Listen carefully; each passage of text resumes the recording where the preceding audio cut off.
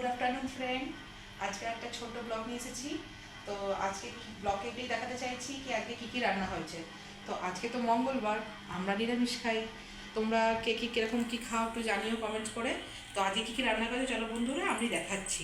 তো প্রথমেই শুরু করছি ভাত দিয়ে। তো দেখো বন্ধুরা, এখানে গরম গরম ভাত হয়েছে। তারপরে হচ্ছে এই যে আমার খুব ফেভারিট একটা সবজি, যেটা হচ্ছে সয়াবিন আলু সবজি, সেটা বানানো হয়েছে। দেখো, একটু কমেন্টে জানিও যে কেমন দেখতে লাগছে।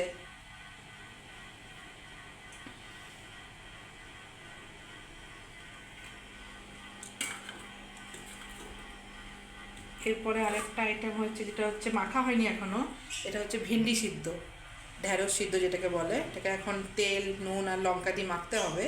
তো শুধু সিদ্ধ করে আমি এখন রেখে দিয়েছি, সর্ষের তেল আর লঙ্কা নুন দিয়ে মাখবো খাওয়ার আগে। আর এখানে হয়েছে পোস্ত। দেখো বন্ধুরা, এটা হচ্ছে পেঁয়াজ পোস্ত। তো নিরামিষের দিনে একটুখানি পোস্ত হলে একটু ভালো লাগে খাবারটা, তো একটু পেঁয়াজ পোস্ত করেছি।